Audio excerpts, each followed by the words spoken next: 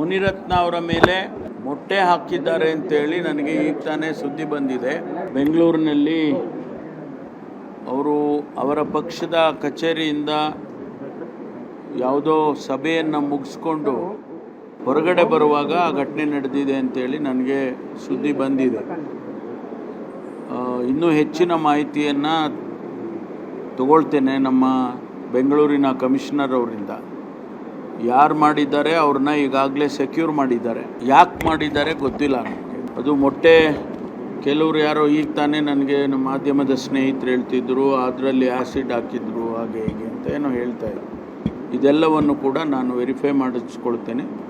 ಆನಂತರ ಸತ್ಯಾಂಶ ಏನಿದೆ ಅನ್ನೋದನ್ನು ನಂತರ ಮಾಧ್ಯಮಕ್ಕೆ ತಿಳಿಸ್ತೇನೆ. ಬಂದಿರೋ ಮಾಹಿತಿ ಇಷ್ಟೇ. ನಮ್ಮ ಮೊಟ್ಟೆ ಹಾಕಿದ್ರು, ಕಾರ್ ಮೇಲೂ ಮೊಟ್ಟೆ ಹಾಕಿದ್ರು, ಆಮೇಲೆ ಅವ್ರ ಮೇಲೂ ಕೂಡ ಹಾಕಿದ್ರು ಅಂತ ಹೇಳಿ. ಇದು ವಾಜಪೇಯಿ ಜನ್ಮದಿನಾಚರಣೆಯ ಕಾರ್ಯಕ್ರಮಕ್ಕೆ ಮುನಿರತ್ನ ಅವರು ಹೋಗ್ತಾ ಇದ್ದಾಗ ಅವರ ಮೇಲೆ ಮೊಟ್ಟೆ ಎಸೆದಂತ ಪ್ರಕರಣ ಇದೆ. ಒಂದ್ ಕಡೆ ದೃಶ್ಯದಲ್ಲಿ ನೋಡ್ತಾ ಇದ್ದೀವಿ, ಅವರ ಕ್ಷೇತ್ರದಲ್ಲಿ ಕಾರ್ಯಕ್ರಮ ಆಯೋಜನೆ ಮಾಡಲಾಗಿತ್ತು. ಆ ಕಾರ್ಯಕ್ರಮಕ್ಕೆ ಮುನಿರತ್ನ ಅವರು ಕಾರ್ಯಕರ್ತರು ಬೆಂಬಲಿಗರ ಜೊತೆ ಹೋಗ್ತಾ ಇದ್ರು. ಒಂದಷ್ಟು ಪೊಲೀಸ್ ಅಧಿಕಾರಿಗಳು ಕೂಡ ಇದ್ದಾರೆ ಸುತ್ತ. ಅವರ ಮೇಲೆ ಮೊಟ್ಟೆ ತೂರಿದ್ದಾರೆ ಕಿಡಿಗೇಡಿಗಳು. ಹಾಗಾದ್ರೆ ಟಾರ್ಗೆಟ್ ಮುನಿರತ್ನ ಅವರೇ ಆಗಿತ್ತ? ಒಂದಿಡೀ ಗುಂಪು ಅಲ್ಲಿ ನಡ್ಕೊಂಡು ಹೋಗ್ತಾ ಇದ್ದಾಗ ಅವರ ಮೇಲೆ ಮೊಟ್ಟೆ ಬಿದ್ದಿದೆ. ಒಂದಿಡೀ ಗುಂಪೇ ಇದೆ ಅಲ್ಲಿ, ಆದ್ರೆ ನೇರವಾಗಿ ಮುನಿರತ್ನ ಅವರ ತಲೆಗೆ ಬಂದು ಬಿದ್ದಿದೆ ಆ ಮೊಟ್ಟೆ. ಮುನಿರತ್ನ ಅವ್ರು ಹೇಳ್ತಾ ಇರೋದು ನಾನೇ ಟಾರ್ಗೆಟ್ ಆಗಿದ್ದೀನಿ ಅಂತ. ಆದಷ್ಟು ಬೇಗ ಕ್ಷೇತ್ರದಲ್ಲಿ ರಾಜೀನಾಮೆ ಕೊಡಬೇಕು, ನೀವು ರಾಜೀನಾಮೆ ಕೊಟ್ಟ ನಂತರ ಅಲ್ಲಿ ಕುಸುಮ MLA ಆಗ್ತಾರೆ, ಅದೇ ಉದ್ದೇಶ ಇರೋದು DK ಸುರೇಶ್ಗೆ ಅನ್ನೋದು ಮುನಿರತ್ನ ಅವರು ಮಾಡ್ತಾ ಇರೋ ಆರೋಪ ಇದು.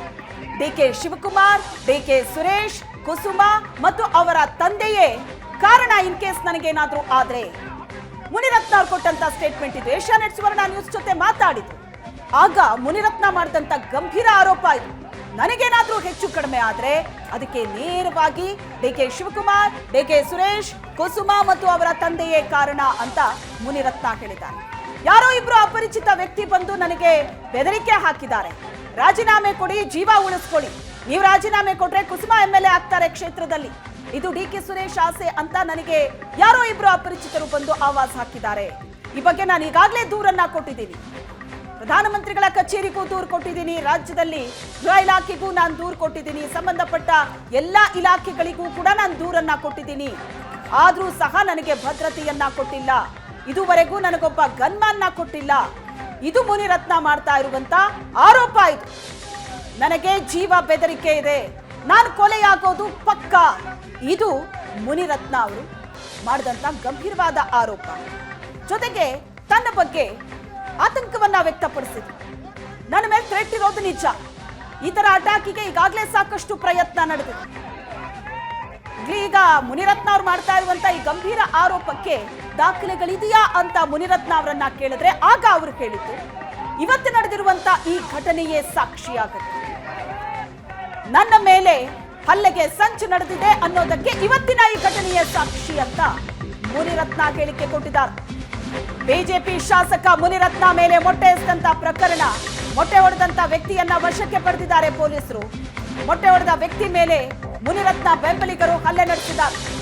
ಈ ಪ್ರಕರಣಕ್ಕೆ ಸಂಬಂಧಿಸಿದಂತೆ ಮೊಟ್ಟೆ ಹೊಡೆದಂತ ವ್ಯಕ್ತಿಯನ್ನ ಪೊಲೀಸರು ವಶಕ್ಕೆ ಪಡ್ಕೊಂಡಿದ್ದಾರೆ. ಮುನಿರತ್ನ ಬೆಂಬಲಿಗರು ಮೊಟ್ಟೆ ಹೊಡೆದಂತ ಆ ವ್ಯಕ್ತಿ ಮೇಲೆ ಹಲ್ಲೆ ನಡೆಸಿದ್ದಾರೆ. ಆತ ಯಾರು, ಏನು, ಯಾರ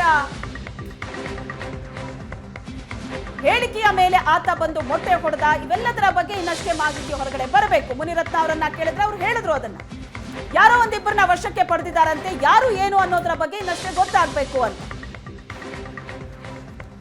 ಇನ್ನಷ್ಟು ಡೀಟೇಲ್ಸ್ ಕೊಡ್ತಾರೆ ನಮ್ಮ ಪ್ರತಿನಿಧಿ ನಂದೀಶ್ ಸಂಪರ್ಕದಲ್ಲಿದ್ದಾರೆ. ನಂದೀಶ್, ಮುನಿರತ್ನ ಮೇಲೆ ಮೊಟ್ಟೆ ಎಸೆತ ಪ್ರಕರಣ ಒಂದಿಷ್ಟು ರಾಜಕೀಯ ಬೆಳವಣಿಗೆಗಳಿಗೆ ಕಾರಣ ಆಗ್ತಾ ಇದೆ ಒಂದು ಕಡೆ, ಮತ್ತೊಂದು ಕಡೆ ಮುನಿರತ್ನ ಅವರು ಗಂಭೀರವಾದಂತಹ ಆರೋಪಗಳನ್ನು ಮಾಡಿರುವಂತದ್ದು. ಭದ್ರತೆ ಬೇಕು, ಗನ್ಮ್ಯಾನ್ ಬೇಕು ಅಂದ್ರೂ ಕೂಡ ಕೊಟ್ಟಿಲ್ಲ ಅಂತ ಸರ್ಕಾರದ ವಿರುದ್ಧ ಆಕ್ರೋಶ ವ್ಯಕ್ತಪಡಿಸಿದ್ರು. ಪೊಲೀಸ್ ಇಲ್ಲ ಅಂದಿದ್ರೆ ಇವತ್ತಿನ ಕೊಲೆ ಆಗ್ತಾ ಇತ್ತು ಅನ್ನುವಂತ ಗಂಭೀರ ಆರೋಪ ಮಾಡಿದ್ದಾರೆ. ಇದ್ರ ಜೊತೆಗೆ ಸದ್ಯಕ್ಕಾಗಿರುವಂತ ಬೆಳವಣಿಗೆ ಗಮನಿಸ್ತಾ ಇದ್ದೀವಿ. ಆ ಮೊಟ್ಟೆ ಹೊಡೆದಂತ ವ್ಯಕ್ತಿಯನ್ನ ವಶಕ್ಕೆ ಪಡೆದಿದ್ದಾರೆ. ಆ ವ್ಯಕ್ತಿ ಸಂಬಂಧಪಟ್ಟಂಗೆ ಏನ್ ಡೀಟೇಲ್ಸ್ ಗೊತ್ತಾಗ್ತಾ ಇದೆ?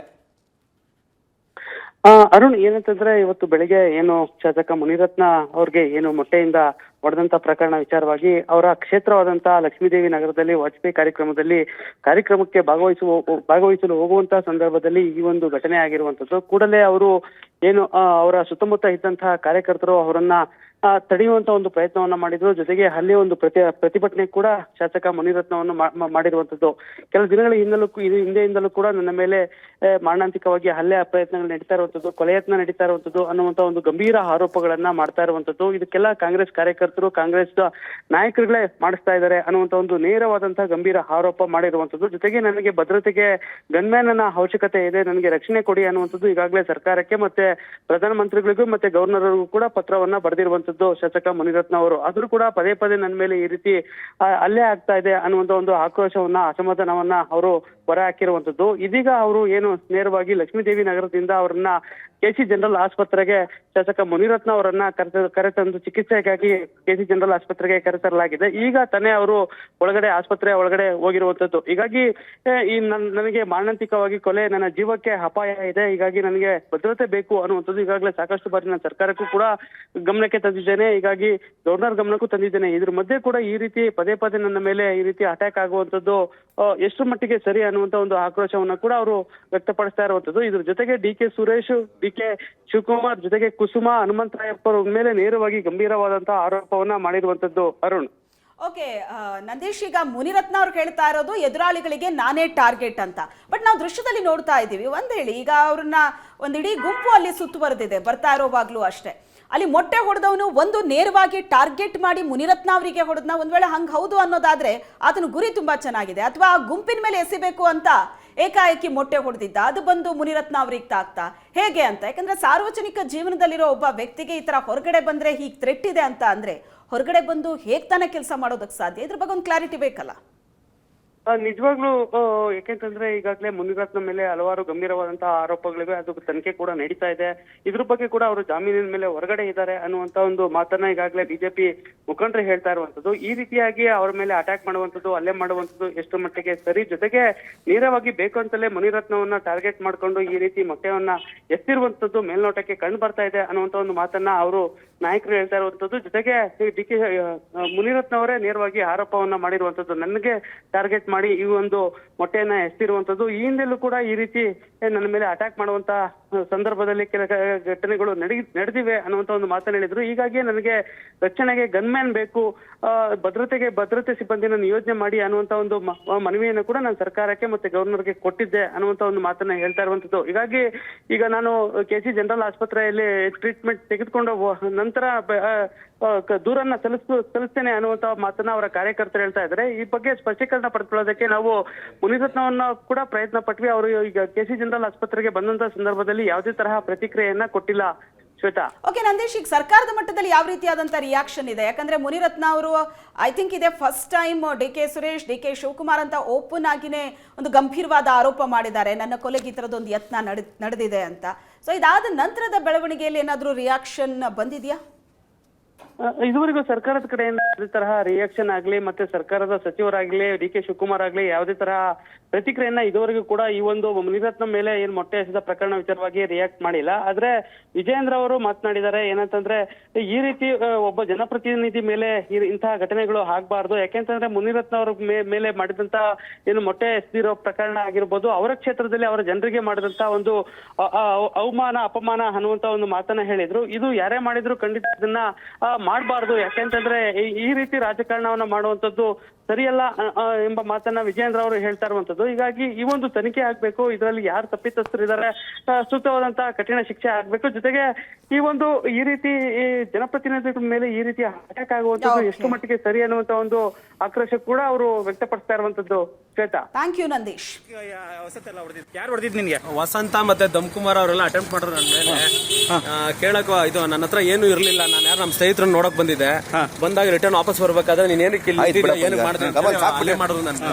ಯಾತಕ್ಕೆ ವಸಂತ ಎಲ್ಲ ಹೊಡೆದಿದ್ದು? ಅವರು ನೀನ್ ಬಂದು ಯಾವ್ದೋ ಮೊಟ್ಟೆ ಎಸಕ್ ಬಂದಿದ್ದೆ, ಯಾವ ಮೊಟ್ಟೆನೂ ಇರ್ಲಿಲ್ಲ, ಆದ್ರೂ ಬಂದು ಅಟೆಂಪ್ಟ್ ಮಾಡಿದ್ರು. ಯಾರು ಹೊಡೆದಿದ್ ನಿನ್ಗೆ? ವಸಂತ ಮತ್ತೆ ದಮ್ಕುಮಾರ್ ಅವರೆಲ್ಲ ಅಟೆಂಪ್ಟ್ ಮಾಡಿದ್ರು ನನ್ನ ಮೇಲೆ. ಕೇಳಕ್ ಇದು ನನ್ನ ಹತ್ರ ಏನು ಇರ್ಲಿಲ್ಲ, ನಾನು ಯಾರು ನಮ್ಮ ಸ್ನೇಹಿತರನ್ನ ನೋಡಕ್ ಬಂದಿದ್ದೆ. ಬಂದಾಗ ರಿಟರ್ನ್ ವಾಪಸ್ ಬರ್ಬೇಕಾದ್ರೆ ನೀನ್ ಏನಕ್ಕೆ ಮಾಡಿದ್ರು ನನ್ನ. ಯಾತಕ್ಕೆ ವಸಂತ ಎಲ್ಲ ಹೊಡೆದಿದ್ದು? ಅವರು ನೀನ್ ಬಂದು